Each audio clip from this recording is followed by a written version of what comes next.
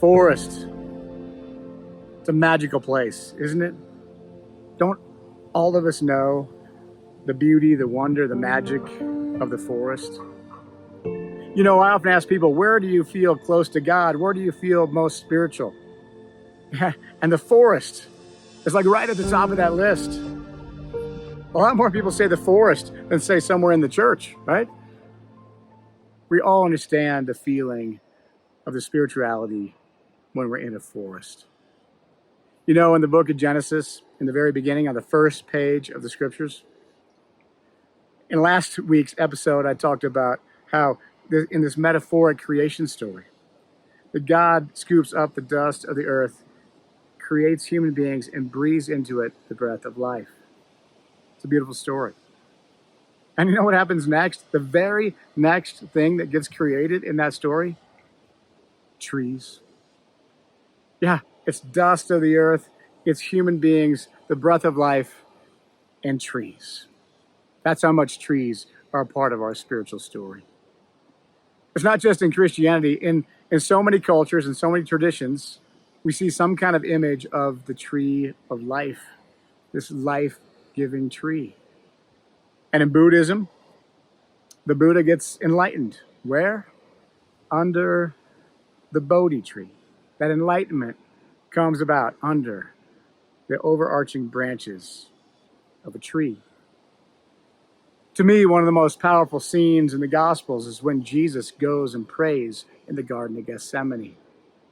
A very deep and emotional prayer that Jesus prays in that place among the trees.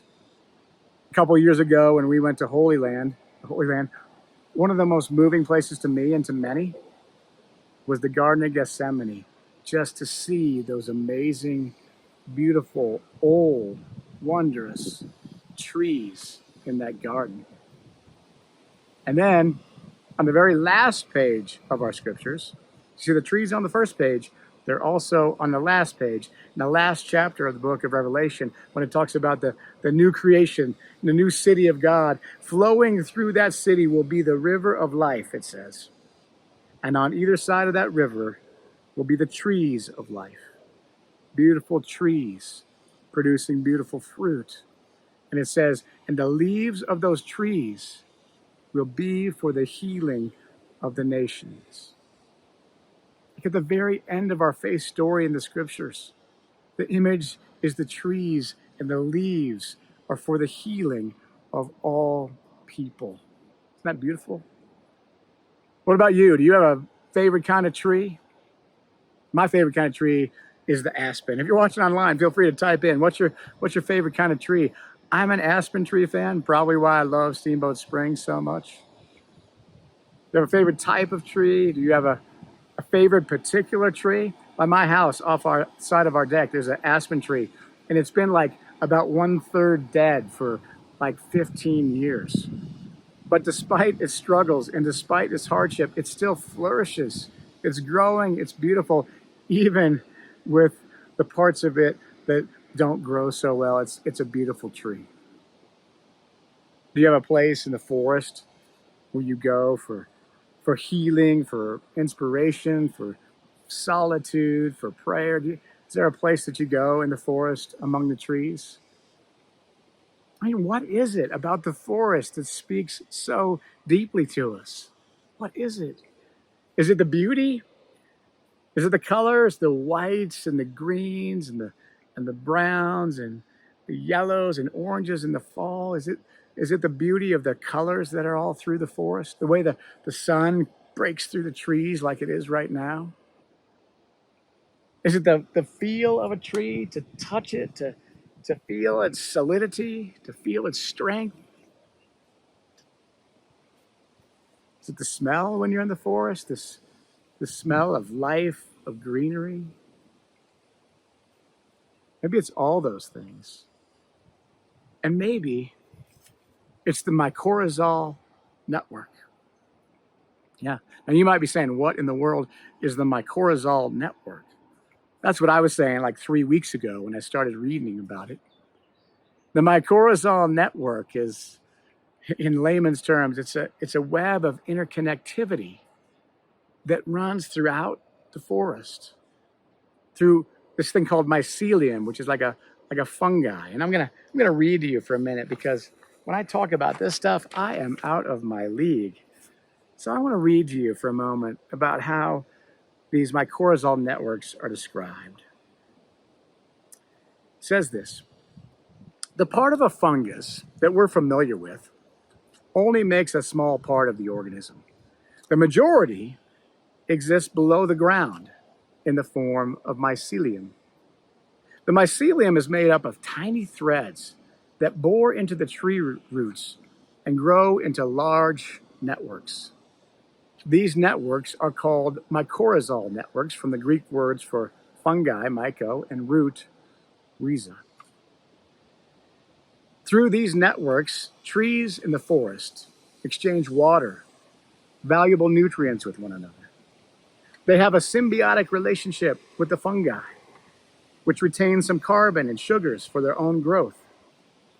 There's even research to suggest that these trees are able to communicate with each other through these mycorrhizal networks. Now that's some language for there's something going on here in the forest that connects everything. And maybe it's all connected, and maybe it communicates, and maybe it's one beautiful whole. Now that referenced some of the research into this, and I want to read you a piece from Suzanne Simard, who's a Canadian forest ecologist, author, and researcher into these networks. And she says this: she says, through these mycorrhizal networks, I was tapping into the messages that the trees were relaying back and forth through a cryptic underground fungal network. When I followed the clandestine path of the conversations, I learned that this network is pervasive through the entire forest floor, connecting all the trees in a constellation of tree hubs and fungal links. A crude map revealed stunningly that the biggest and the oldest timbers are the sources of the fungal connections to regenerate the seedlings. Not only that, they connect to all of the neighbors, young and old, serving as the linchpins for a jungle of threads and synapses and nodes. The tree communication networks resemble the way humans communicate and process information. In the forest, Simard explains, the old and young are perceiving, communicating, and responding to one another by emitting chemical signals. Chemicals identical to our own neurotransmitters, created by ions cascading across these fungal membranes. Now that is some deep language to describe there's something going on here in the forest. The research tends to show that the large trees provide nutrients and water for trees that might be smaller and in need of water. Maybe some are in the sun and the water is actually transferred, that they coordinate and cooperate with one another. There's a sense of community, truly, in the forest. And when we think about these mycorrhizal networks, one of the things that struck me is the things that they do. The mycorrhizal network is a way that promotes health for all the trees and all the things in the forest. It's a way that the trees protect the newer trees and the smaller trees. It's a way that they nurture growth, and a way that they reduce carbon out of the atmosphere to make the atmosphere more conducive to life and the flourishing of life. And if you think about those things, it's so much like we do as faith community together, isn't it? As faith community, we want to gather together to create a network that promotes the health of all people, brings health and life to all of us. We want to protect and nurture the younger ones, the little ones among us, protect them and nourish them so that they may grow full and strong. And like that reducing of carbon, we want to live in a way that because we were here, the world is left a better place because we've been there. It's so much like what we do together. And I think it's going on all the time right here in the forest. So when I think about what we love, yeah, it's probably the sights and the sounds and the touch and the smell and all that. And maybe also when we're in the forest, we pick up on this deep interconnectivity that's all around us, that serves for the life of all things in the forest. We have the large trees that reach to the sunshine, and the things that grow in the shady places underneath, and the creatures that flourish in the branches and in the tree stumps and all throughout it. There's a deep interconnectivity all around us, which maybe speaks to us because maybe in the modern world, maybe with all our busyness and chaos and all that goes on, maybe even with all the people around, we feel less connected. Maybe with all of our screens and worries about the past and the future, we miss the interconnectedness that we so need and crave. And maybe we feel that in the forest. The trees are there on the first page of Scripture. They're with us on our human journey all the way along the line, and they're there on the last page of the Scripture as well. Thank God for the trees. Thank God for the forest. Thank God for the divine messages that we find in it and through it. One of the messages that trees can bring to us in the midst of difficult times is a message of perseverance. There's some well-known trees known as survivor trees. I want to show you some images of them. One is an American elm tree that took the full brunt of the blast in Oklahoma City, and yet that tree survived. And now it's known as the survivor tree there in Oklahoma City, reminding people of perseverance, of strength, and the will to carry on.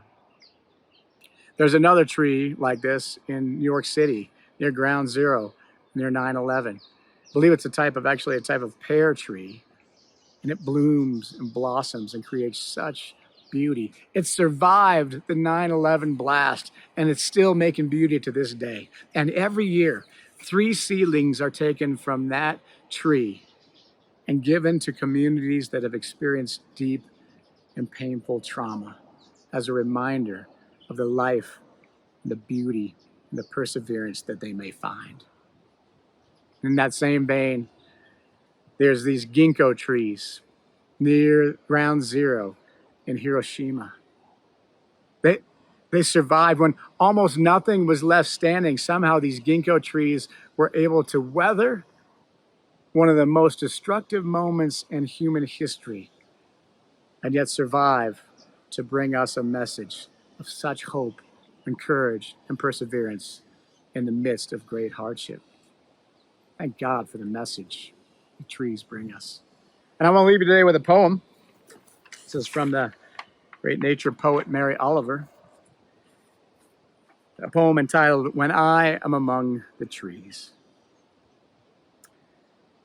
When I am among the trees, especially the willows and the honey locust, equally the beech, the oaks, and the pines, and I'll add, and the aspens. They give off such hints of gladness. I would almost say they save me, and daily.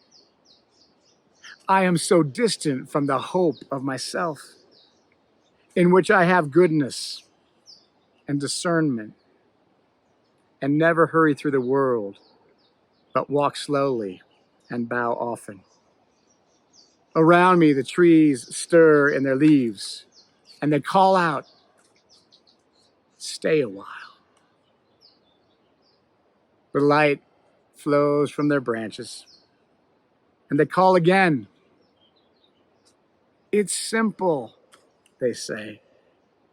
"All you have, it's simple," they say. "And you too have come into the world to do this, to go easy, to be filled with light, and to shine."